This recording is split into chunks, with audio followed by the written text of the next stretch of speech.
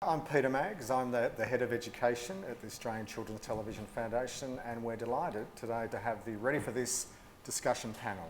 And for those that haven't seen Ready for This, let's have a look.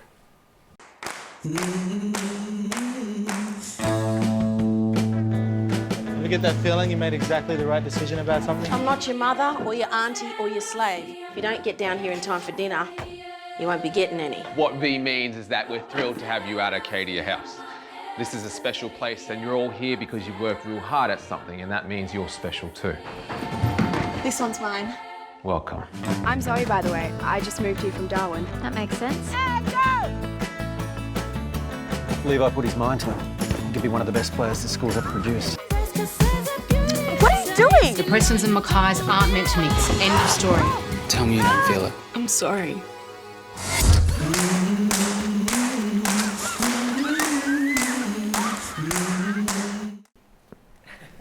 Okay, and we're incredibly fortunate today to have two of the stars of Ready for This, two of the most talented and in-demand young actors in the country, Madeline Madden, Aaron McGrath. Welcome, guys. Thank you. Thanks for having us. And we're also delighted to also have one of the most respected scriptwriters in the country, Liz Doran. Liz was the head scriptwriter for Ready for This.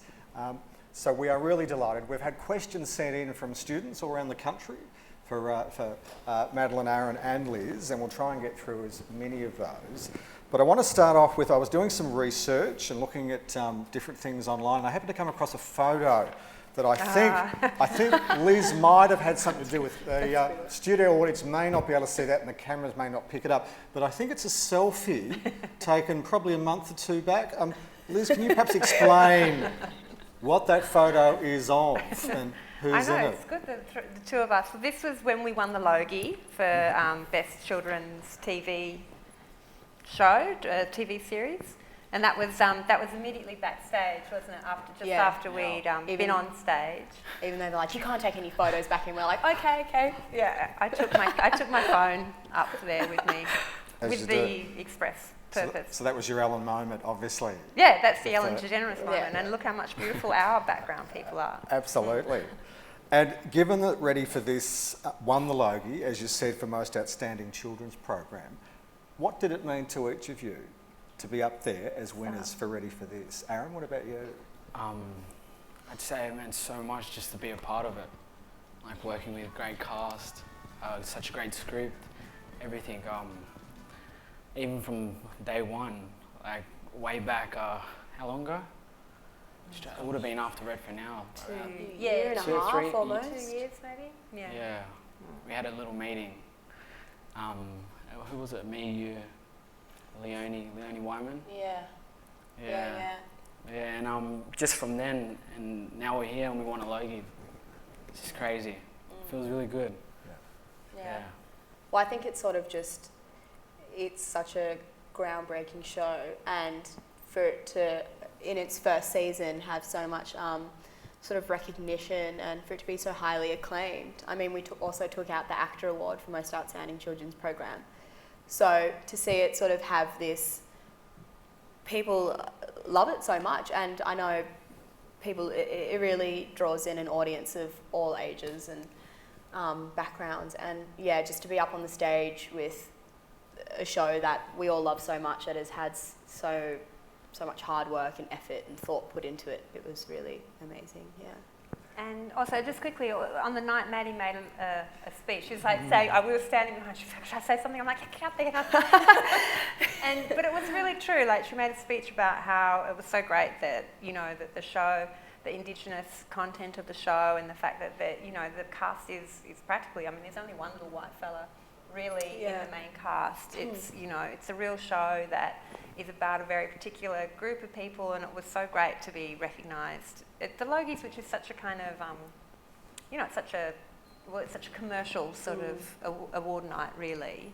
And so that was, the speech you gave that night was really great, and actually, I think expressed a lot of those feelings that we're proud of the show, just kind of because I think it's a great show, but also because it has these Indigenous characters and Indigenous stories, and And I was watching that night of the Logies, and I think the music started playing Maddie, I'm trying to cut you off, Yeah. but you were very determined and you got Darren in. got in. Darren, Darren's yeah. got it. Well, actually, the guy that does all of the music sort of thing at the Logies, he came up to me after and said, "Oh, I'm so sorry. I don't know what happened. Blah blah blah." I could obviously tell that he felt so guilty about it, and I was like, "It's all right.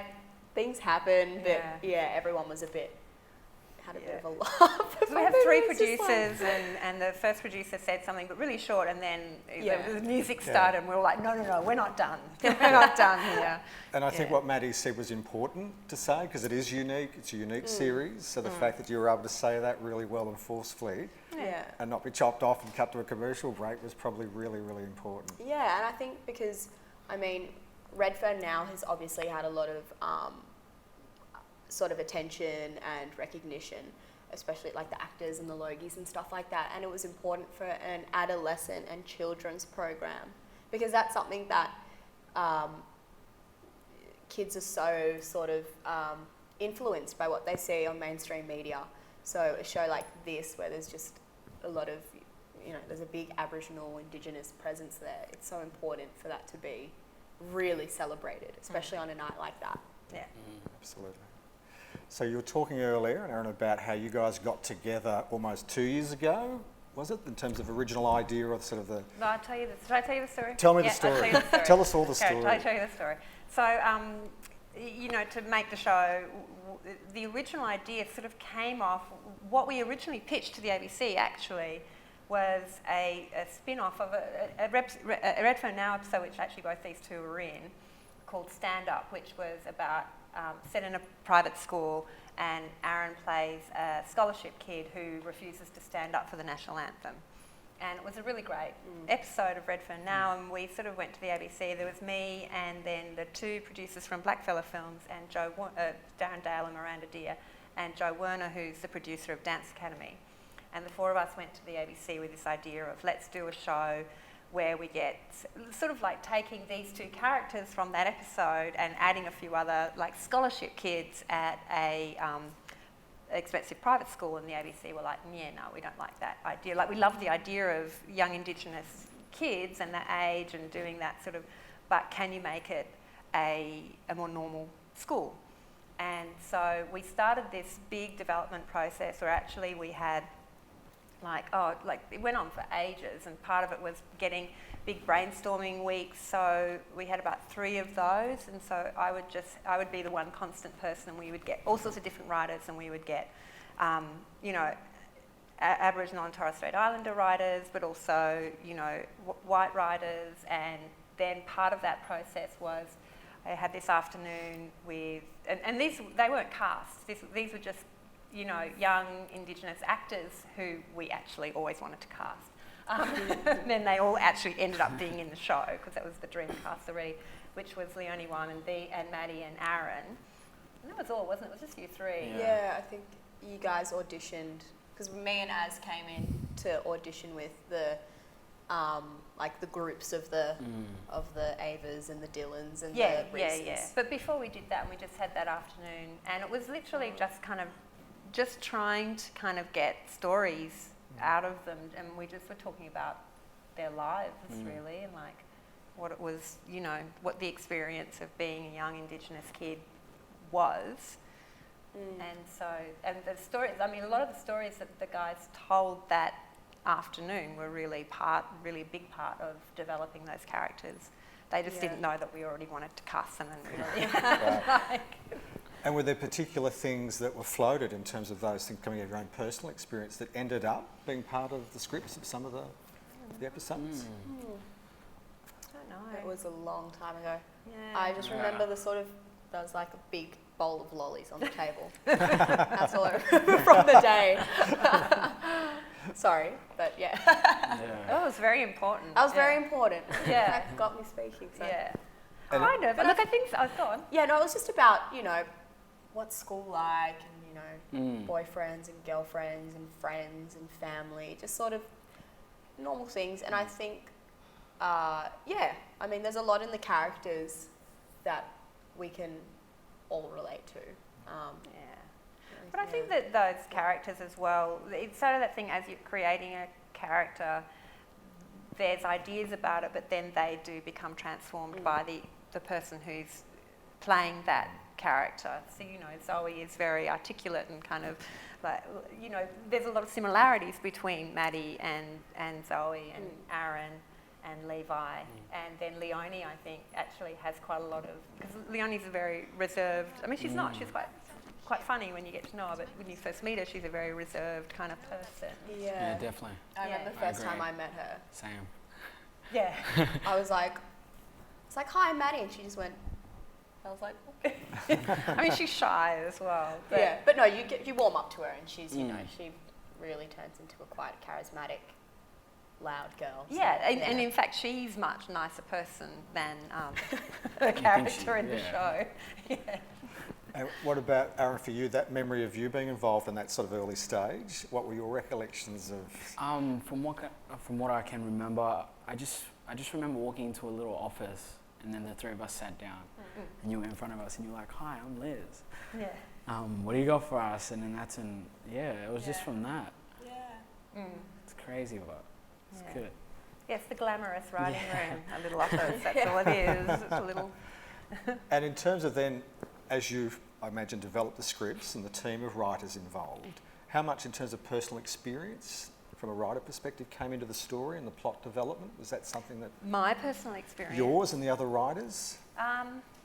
Lots, I think, you know. Like, the one thing that I was really determined about and which people kept laughing, but I think is beautiful in the show, is that I really wanted Dylan to do a poem at the end of the series. And it's such an undramatic idea. You know, you kind of go, you've got these kids on roller derby and athletics, and I was like, and then, you know, Dylan is going to do a poem. Every time I pitched it, people would be like, great, here's a good poem, you know. Oh, that poem. I'm like, it's going to be the best poem you've ever seen. And, you know, I just force of will that is the final kind of big, the final episode revolves around this performance of this poem, and it's beautiful, you know. But the other stuff, I'm not sure. Roller derby, I was really determined to get in there, which caused these guys, like, because, you know, it's fine for me, because I'm like, all the girls learn roller derby. And the actors are like, what? Leonie was quite good at it because she did ice skating, so when she was younger. Yeah. Me, nah, just no. Yeah, and Majida just definitely couldn't do it. Thank God her character was meant to be bad right? at roller skating. Yours was meant, like Zoe was meant to be this roller derby champion because she's this, you know, like athletics champion, and so it was always like, you're so great. No pressure. I was like Bambi on ice. It just like wasn't happening. Like I remember we were doing this one shot and the camera sort of moves in on a troll, like on a little track, and it's sort of, you know, just got all the girls roller skating around, and then there was this part, because they would have cords and people moving the cords and stuff, and you sort of got around the back, and, you know, you just sort of just step over, keep skating around, and for me, like, it required the whole stunt team to just be like that, and I was like, because you couldn't trip and you couldn't make a sound, so I'm like, I'm coming in hot, but going like 2 kilometres an hour, and they're like catching me, and it was just... Yeah, and I remember that was one of the episodes where Ado Wills was directing. That was in his block, and he's quite, you know, which is great, and he's fun and fantastic. But he's very direct. He's just like, he's like, stop falling over. You look bad. You're not going fast enough. I'm like, Ado. Yeah. I've got 8 wheels, like, all together. It's just not normal. Put the girls on wheels. We made Aaron learn how to play. Or you could kind of play AFL. That was my next question, because my understanding is, Aaron, you're an NRL man, is that right? Yeah, I grew up playing rugby league. So how did you sort of adapt to AFL? I think I just started watching games and just sort of just watched how players play and everything. And we got you a proper trainer, like a proper real... Yeah. And these two were doing training sessions. Like Maddie's off doing athletics training. Aaron was doing AFL training of the afternoon. Yeah. But you're a real natural sportsman. I mean, he's kind of incredible Like your coach was saying that if you'd have wanted to, you could have been an AFL. Like you could have had that kind of. And he was like a little young gun from Sydney Swans or something, so that meant a lot. And it looked realistic because sometimes you'll watch, sports sort of things on TV or movies and you go, that actor's not really good at that. Yeah. But you looked like you had played a lot of AFL. Thank You looked you. like you're a natural. I think it's just naturally. Yes. For blackfellas, it's just naturally. Also, we're surrounded so when we did the roller derby, we got girls who were from roller derby league, and we got the ones who looked the youngest. So we got actual adults who were in a roller derby league, but we're like, give us all the ones who have baby faces. And then when we did football, we had actually a couple of those. They were like proper teams. So one of them was the Swans, the youth thing of the Swans, and a couple of other high school teams. The local comps and that. Yeah, so they're all playing proper kind of AFL. So I think that really helps as well when everyone else, and these guys, well, apart from Maddie's roller derby terrible experience, but the athleticism of the kids as well as being surrounded by actuals makes a really big difference. One of the questions we had sent in was about, for Maddie and Aaron, about similarities with your characters. So with Levi and Zoe, are you similar, do you think, in terms of the characters you played, or what are the differences if you're not? For me, I think I'm very similar, actually. The main perspective, I reckon I'm a mama's boy. I love my mama. Levi loves his mama. He loves sport. Pretty boy. Does that count? That's all I can think of, actually. Okay. Maddie, what about for you? Definitely. I think Zoe's quite determined and very stubborn, which I think finds her more trouble than it does good, which I can sort of relate to. I agree. I think that I do have a lot of similarities with her, and she's quite determined in what she wants to do and ambitious and hungry for her career and stuff like that. But she's a little bit more uptight than myself, I think. This one is advice you might have and it's for all of you, but it will start with Maddie and Aaron. For young actors, kids who are younger than you guys, what advice would you have, given you've now both had quite a bit of success and prominence? What advice would you have, say, 12 or 13 or 14-year-old kids who are looking to get into acting?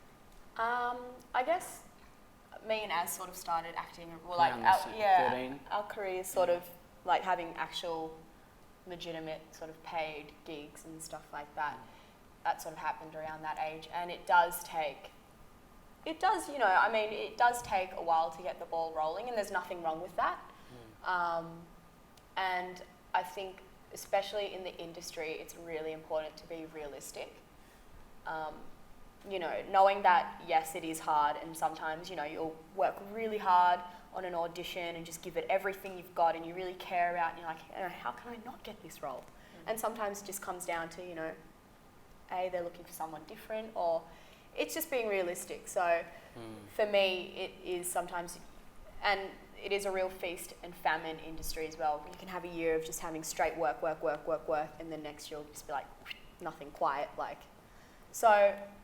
just, I think especially, and as time goes on, it's acting is, you get all your research from life experience. So, and for writing as well, and it just, the things you do in life, to be real and authentic and to come across as, to have a good character, believable, you need to have that life experience and have things that you can draw from your own experience and put it into the character or the story. So I think for me, it'd just be, be realistic, but be hardworking, and experience as much as you can, and meet as many people as you can, and just stick to it. Yeah. Okay, great. Aaron, what about you? What would you suggest? Probably the exact same thing as Maddie. Just give it everything you got. When you do, and you don't end up getting the gig, just don't beat yourself up. Exactly what Maddie said. Be realistic. and always give everything a shot. Like never turn anything down. Yeah. Definitely. Yeah. We're probably likely to have, because we're streaming out, and we'll have kids watching this later who'll be from country and regional areas, Yep. some remote parts probably of the country, who might be aspiring to be actors as well. They might think the fact they don't live in a city or a big town, that's going to make it more difficult. Would you have any advice for those kids? It could be country kids or kids in remote areas, if they want to be an actor? I guess for a lot of performing arts school, I guess there might be boarding options and stuff like that. That could be a good idea. But even if you want to stay in the country or stay with your family and stuff like that, it can't hurt to, if you've got maybe a monologue or a really good scene from a movie that you enjoy, maybe just do a self-tape of that, and just, if you can, get some headshots or something, and then you've sort of got something that people can look at. So if you wanted to get an agency, you could just be like, hi, the circumstances I live in, it stops me from getting to major cities or actually doing any auditions, but here's what I can do, this is what I can offer. Could you point me in this direction or that direction? So I think just in the digital age, you can do so much. So Yeah. Liz, what about for aspiring script writers, those that want to write? What would your advice be for them? You just have to get old. It's not like being an actor. You can't start when you're 13. No, but my advice is always you just work to your level. So if you're at school, then write poetry or write plays or do little webisodes. Like, I always sort of think that thing, you've just got to, like, I started out just, I was clearly a performance poet, hence the experience, and I was always writing stories, and then I went to university and I did creative writing courses, and then I went to film school and I did more creative writing courses, and I made short films, and then, I think that you just have to write to whatever level you're at. And script writing is something, acting is something that you can start younger, because obviously you need all sorts of different ages but being a script writer and getting a gig on a TV show, you do have to be older. You need quite a high level of experience for that. But, there's plenty of opportunities to work your way up to that level of experience. And I think that, that is really an appropriate thing to do. Like, work with your peers and do stuff that is manageable for you for the experience level that you have. And I agree. I think the digital age is like being able to do webisodes and you can do something and put it online, and that's get momentum. It's completely available to you. When I was coming through, it was much more expensive to try and get a crew together and make a short film and do all the rest of it. Like, I sort of feel like now people have a much quicker and easier way to express themselves and get practice. And potentially an audience for something they've done too. Absolutely. Yeah. Fantastic. We've had a couple of great questions come through from some students in Queensland. This is a question from a student from Palm Beach, Currumbin State High School, Francis, who's in Year 8. And the question's to Madeline. And it's, have you faced any problems in real life that your character faced in the show? And if so, did you deal with them in the same way? Or if not, do you agree with their actions or what Zoe did? I suppose the dilemma over her romance and the family perspective. I'm a bit too lazy to fight over a man, I think.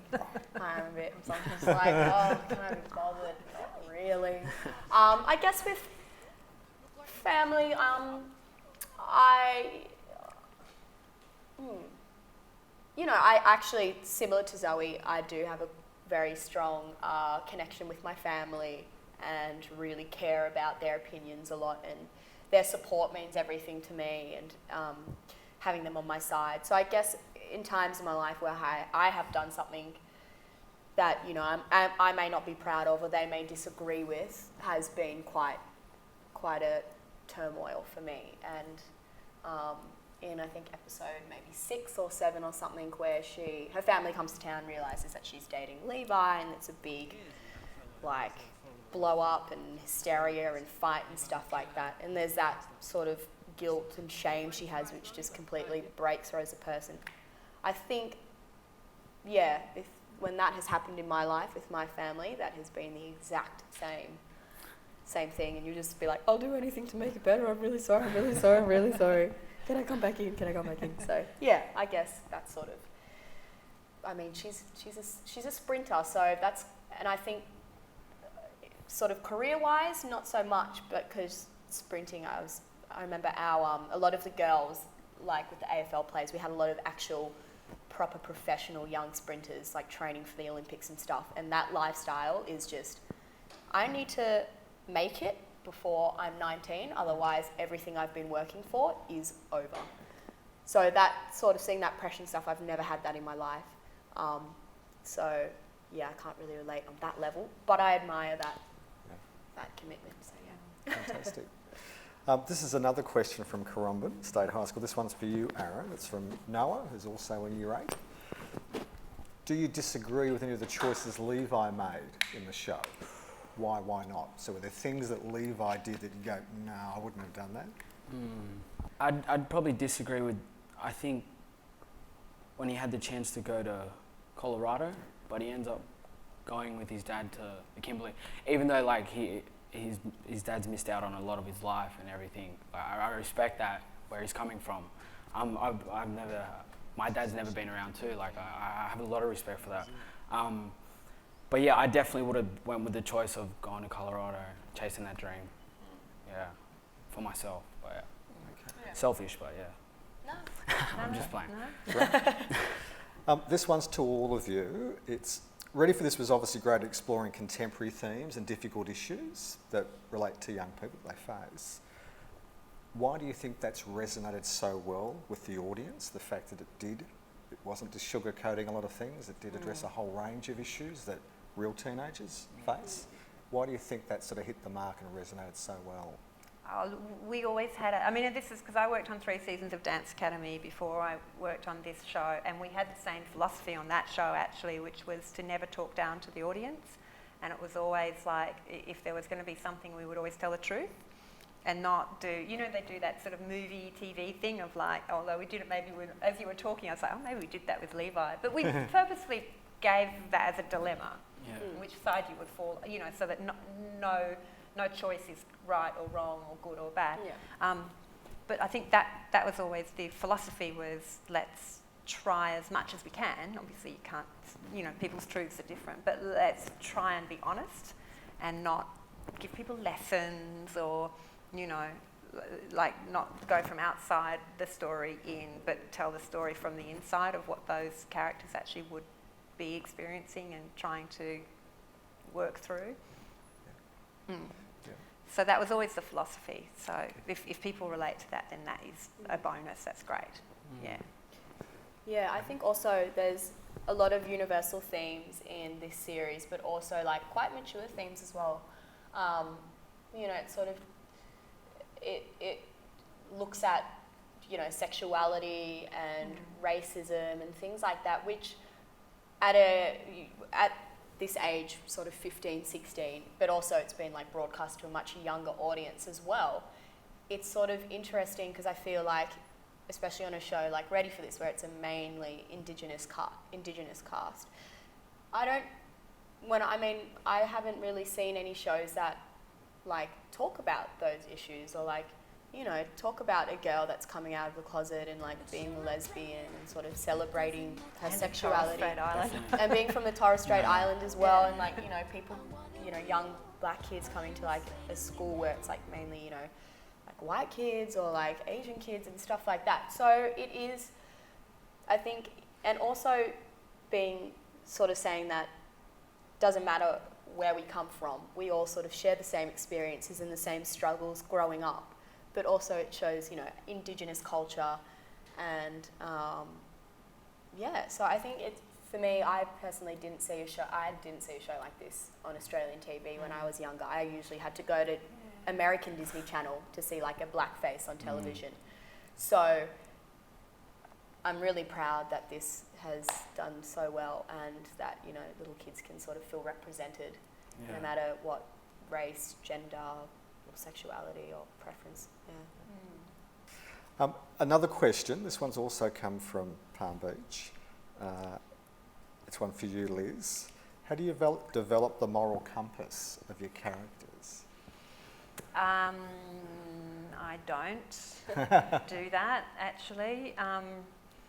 You develop people, so you develop a character, and I think then just when they have like a choice that they have to make, then part of that choice, part of the conversation, you know, within them and within the story room to try and work that out, I guess, has a sort of moral compass element. But it's that thing I was talking about before. We don't write from the outside in, so we don't sort of go, what's the moral compass of this character? And then tell the story that way. We just sort of go, this is Zoe and this is Aaron and these you create a whole backstory for them. And then when they come up against something, then they explore that through their character. And I think it's a good question to ask, because that's kind of like a writing question, and the answer is don't worry about moral compasses. Like, I sort of feel like that kind of thing is for other people. It's probably like when you're at school, you're asked a lot to read other people's writing and make those kind of questions, and you've got to learn that stuff. But when you're actually writing it yourself, you write from inside character and story, and you don't analyse it I don't analyse it in that kind of a way. Yeah. But it's a good question. Yeah. This one's more of a basic acting one. This has come from some Year 9 students, and it's for Madeline and Aaron. What strategies do you have to learn your lines? So that is always a challenge for any actor. So Aaron, for you first. Just constantly go over them, I guess. Yeah, that's all I do basically. Any tips and tricks as how you sort of got better at that? Well, the dramaturg that we had was pretty good. She helped us a lot, actually. I learned a lot from her. Read it really fast without no interpretation. That's pretty good. So just straightforward and just keep doing it constantly. Yeah. I think also probably, and because like as said, with our dramaturg, she would have. Shout out to Nadia. Yeah. She would, if we had like a big scene coming up, she'd bring us two in for 3 hours, would just sort of drill us with exercises and stuff, and it really helps, even though it feels like a bit of a trek, or if you have an intimate scene it's really awkward to do, the more times you rehearse the scene with the person that you're in the scene with, the better it is, because then you sort of feel comfortable and then sit in the lines a bit more. But like I said, it's just going over it and going to bed early, getting a good night's sleep. You'd be surprised at how much that helps. Well, I mean, they had a lot to learn. I mean, we had 13 episodes, and it's not like that, there's 6 months. The scripts are being written, so they're shooting and we're still writing. Like the end of the show is still being written, and occasionally, although we tried not to. So realistically, you guys probably only got, once you're in the shoot, probably only got about a week. Like the release scripts were probably only about a week before the next block, and they're just kind of continually shooting, and we're sort of continually handing them new scripts. So it is kind of a lot to learn. I mean, luckily it gets broken down, so you only have to learn the next day. You have to learn the whole script. It's not like doing a play, but still, it's a lot. And I imagine, given that both of your characters were very pivotal in the show, it would have been pretty much day to day in terms of each episode you were in to a considerable degree. Yeah, well, I think our characters maybe our characters probably had more to do with the other characters in the show, more than the other characters. That makes sense. It does make sense. Yeah. Some people, you realise at the end of the show, and you realise, oh, you have never actually spoken. Yeah, to you. To you. Yeah. like the whole. Yeah, but that's. Yeah. I don't know if there would have been anyone. There's certain people. Me and Ava. You and Ava never really have any scenes. Yeah, me and Dylan. It was maybe just in the house, just. Zoe and Dylan don't really have anything. So Reese goes between the one little white fella. He's in every scene. He's a little drifter. He's a token. And in terms of learning the lines, when you're talking there about how you both approach that, was there ever sort of a bit of a collaborative? Would you get help or help others with learning their lines? Would you just go off on your own and try and do that sort of solo, or was there a bit of a team approach? Yeah, I think it was always best to work with somebody because you're just bouncing off. I definitely recommend that for learning your lines. Always try to get somebody to bounce off. Because I think acting is a lot. It's not so much about a good actor doesn't just memorize their lines and then rock up to set and just goes, I've done all my lines. That's a good scene. Whatever. Bye. I'm clocking off. A good actor is a good listener. So, because directors can tell when you're just spitting out lines, and then they can tell when you're listening and you're going, okay, well, I'm going to say this now. Yeah. So, like Az says, it's better to, run your lines with, practice your scenes with, preferably the person you're going to do the scene with, but definitely with somebody, because it's all about human interactions. Yeah. And that ability to put your personality into the lines, so you're not just saying the lines, you're putting, whether it's Levi or it's Zoe, you're putting their essence of them into those lines. How do you do that? And I suppose that's the magic question of good acting. Yeah. Oh, that's a good question. It's sort of one of those things where at the end of the shoot, you're like, oh, but I can't believe we're stopping. I feel like I've just finally found the character. At the early days when we were shooting, maybe in the first block, I was, having a bit of, I was coming back to our dramaturg and just going, I'm just not feeling like I'm being very believable. I don't feel like I'm actually making Zoe. I sort of feel like I'm just Maddie saying these things. So it is just a great thing to do is go through your script, and what we did was we do beat changes and like thought processes and obstacles and like all that kind of stuff. Yeah. I would always I wouldn't put myself in that position, but I'd put myself there, but in Levi's way. That makes sense. Yeah, and I sort of guess it'd work out in a way, but yeah, something like that. But it is, I don't know if I was going to say, but it is all in the script. Like, if actors look for it, like when writers are writing, they're writing, you're playing it all out in your head, but the shifts and the changes are all there. Yeah. And really, that's what was so great about Nadia. It was Nadia Townsend, who was our dramaturg, is that she was really good at that, wasn't she? She was really like, trust the script and read it and see what's there. And well, that's it, because I'm not a trained actor. I've done drama in high school, but I haven't been to acting school or done short courses. And like Liz said, everything you need is in the script. You just got to dig a little deeper and really have a look at it and just see like what's going on here. And I guess like what Az says, it's sort of looking at it through your character, but going, what would I do if I was in that situation or something like that. But yeah, it is just working on the scene over and over and over again.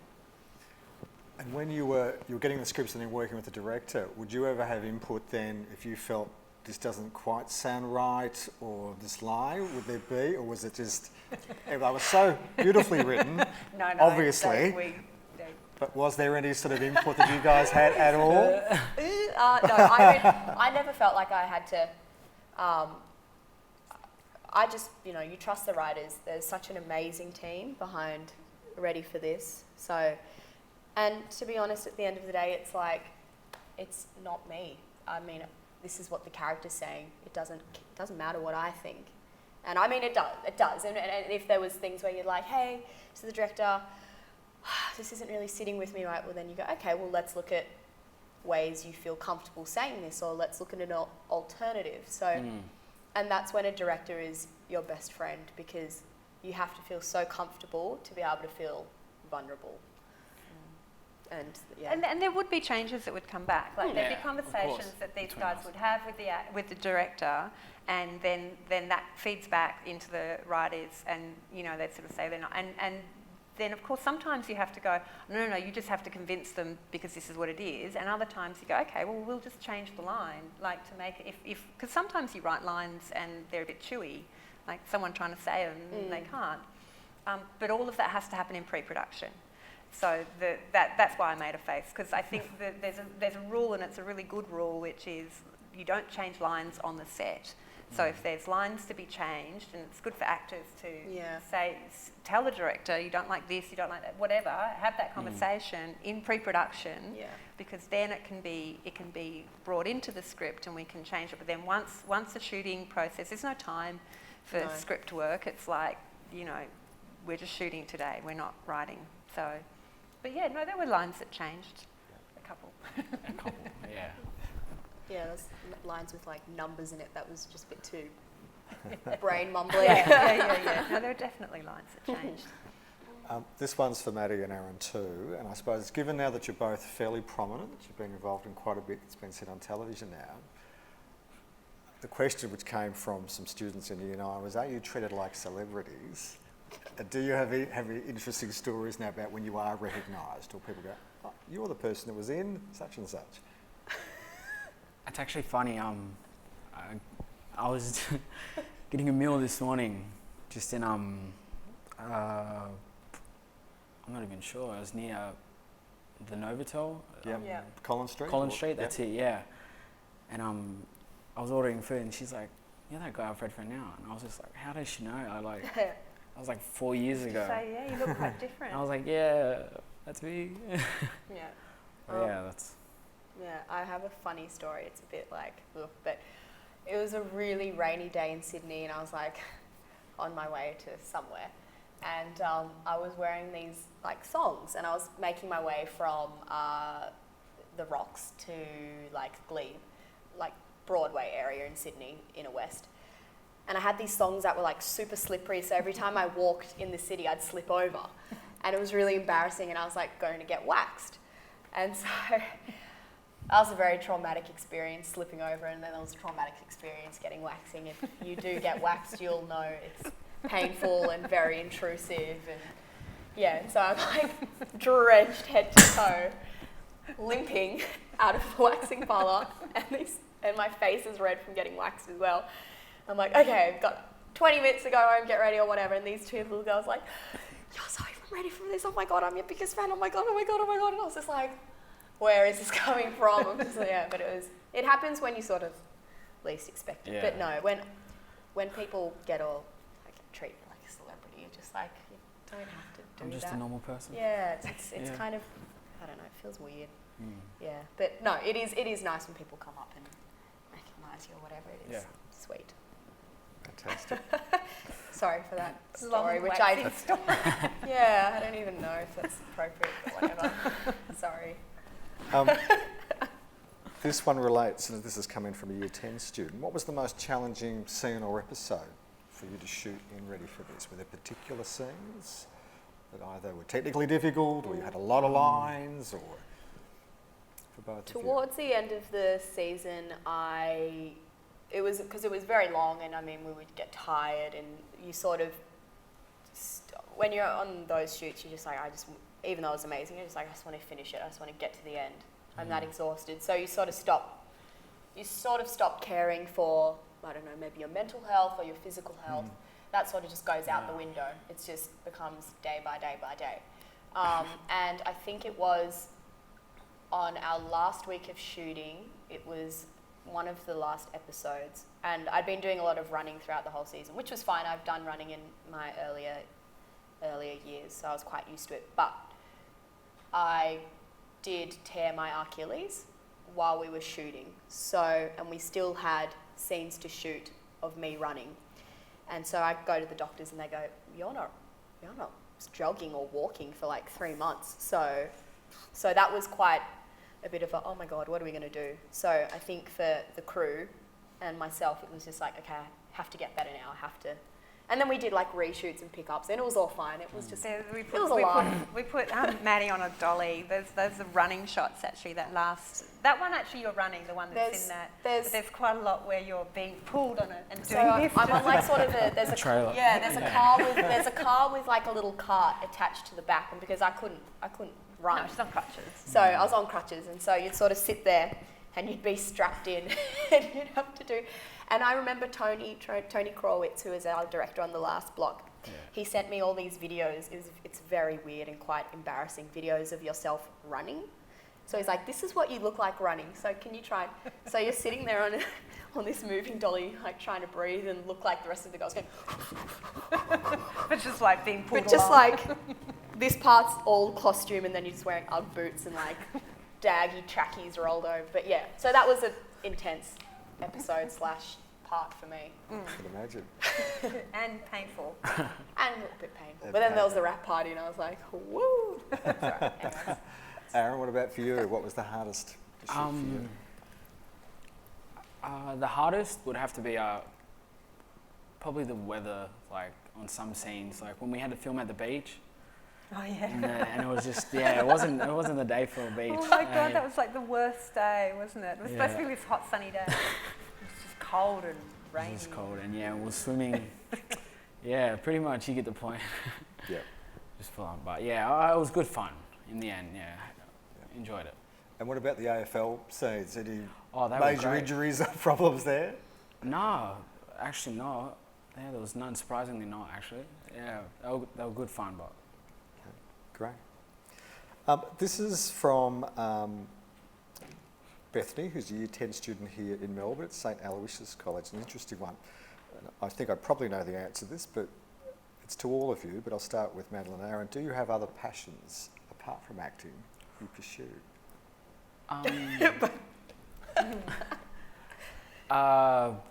Well, the start of this year, I actually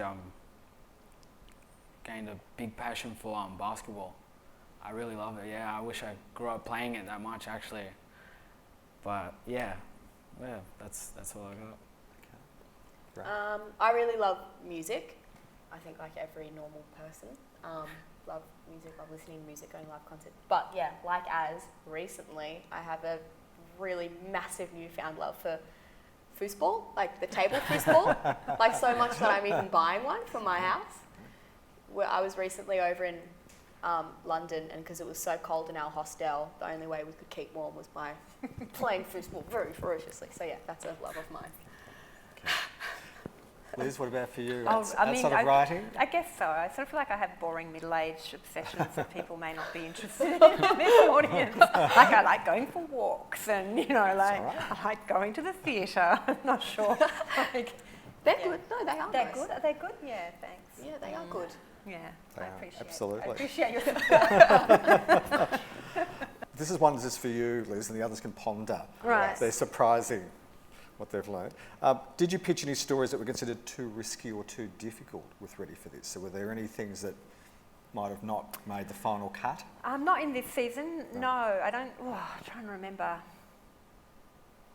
No, we really fought for quite a lot of. I mean, we fought for a lot of those stories. So there's a lot of what happens is that you get together with either the writer of that episode and a couple of other writers, and we used to pitch. We used to develop 3 episodes in 1 week. So we'd do 3 episodes at a time. So we'd have each of the 3. Often it was me and then 2 other writers, and a couple of other people in the room, and we'd develop the story for 3 episodes across a week. And then, no, we always just fought. I mean, we were really lucky. I mean, like the ACTF and the ABC, neither of them are no people, but often there are things where they go, oh, standards, so that we were never told no to a story, but you often have to justify why you want to do a particular story and also how you're going to show it. I'm trying to think of one that would have been the most controversial. Things like Reese, actually, who's one of the other characters, and Levi have this great scene where we go back to Reese is like, he's the only white kid in the whole gang, and he's like the most disadvantaged kid and we find out that he's been homeless and he's sleeping at school, and he gets taken into Arcadia House and becomes one of the gang. And there's a episode where he goes back to visit his mum for her birthday, and Levi accidentally ends up there at the same time, and we meet.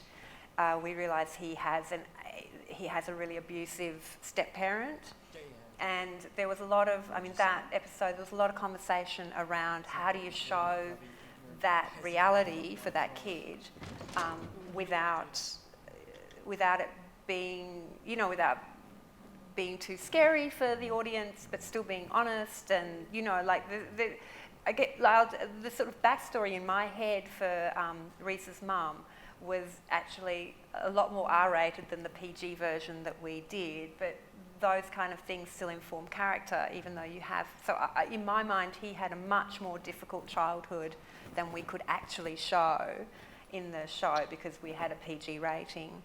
But I sort of feel like you have these conversations about those characters, like his parents and what his childhood would have been like. And then you find a way to tell that story that fits that PG rating, you know. So those were the kind of challenges, really, not so much stories we weren't allowed. It was always like, yes, you can tell that story, but, you know. It's how it's done. It's how it's done. And it's still one of my favourite episodes, that one. That's episode 4.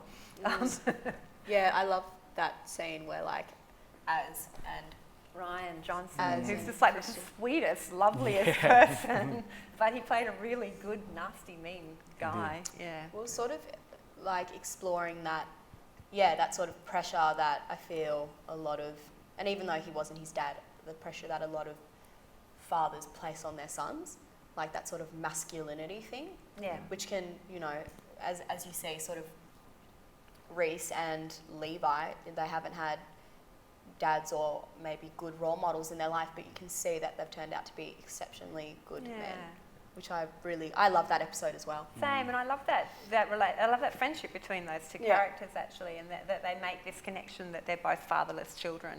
Actually, you know, because it's one of those things. Because Levi is the coolest kid in school, and Reese is like the nerdiest kid in school.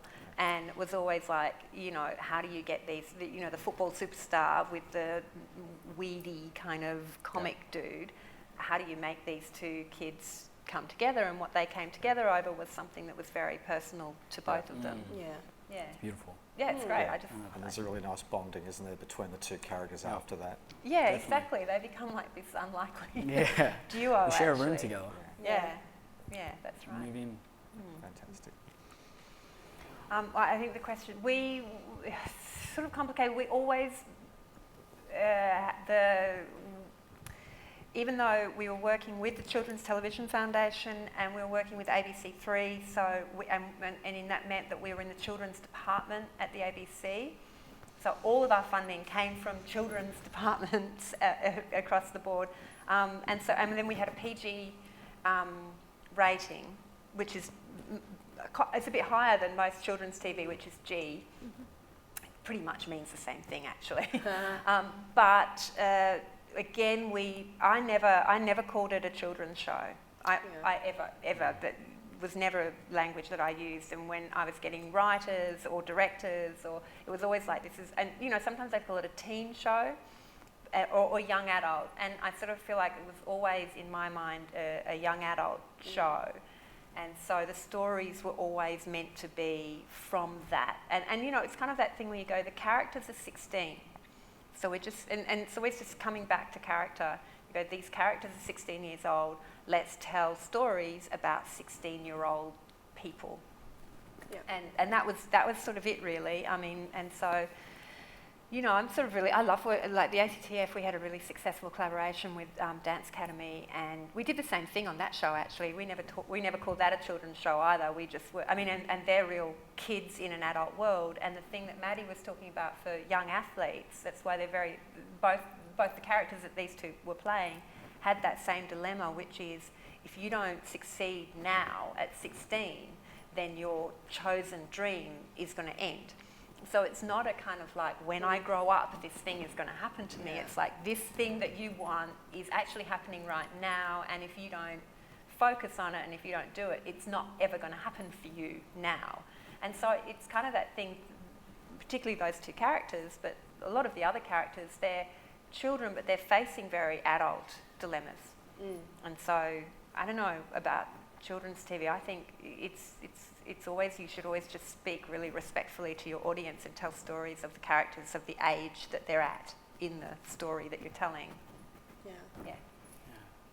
I feel very strongly about that. And so, adolescent, I think young adult is probably a more accurate description of where this show sits. But our audience was, you know, started at 8.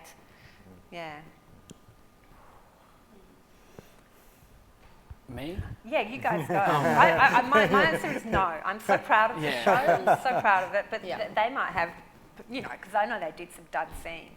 No, I'm joking. Complete joke. They're just no. I'd say just, I wish he played basketball. Oh, yeah, that would have saved us. We had so many conversations about what code of football this should be. Basketball. That's all right. Nah, it was great in the end, you know. I mean, I think you're always quite critical on yourself and you're like, oh, I could have done that better, or damn it. And I mean, sometimes when you're on set and you have like, I don't know, you really don't have a lot of time and you might have a really, really big important role, big important scene coming up, and people are just like, we've got like 25 minutes before everyone has to be out of here. You're sort of rushed and you don't have the luxury to go, you know, workshop it or talk it through with your co-stars and your director. So there are some times where you're like, I could have given that a lot more and I didn't. So yeah, but you know, at the end of the day, I'm proud of it, and yeah. Excellent, thank you. Please join me in thanking Peter, Liz, Maddie and Aaron for today's panel, and actually coming down and joining us live in the studio here. And I'm going to do a quick shout out just if anybody's watching on, there is a couple of hangouts going on at the moment. So we've got Facebook stream going, which I'm just about to finish, and also everyone who's joined our Zoom link up at RMIT for the Screen Futures Conference. So a shout out to them. Thank you. Thank you. Thank you. Thanks, guys. Thank you. Thank you. Yeah. Thank you, everyone.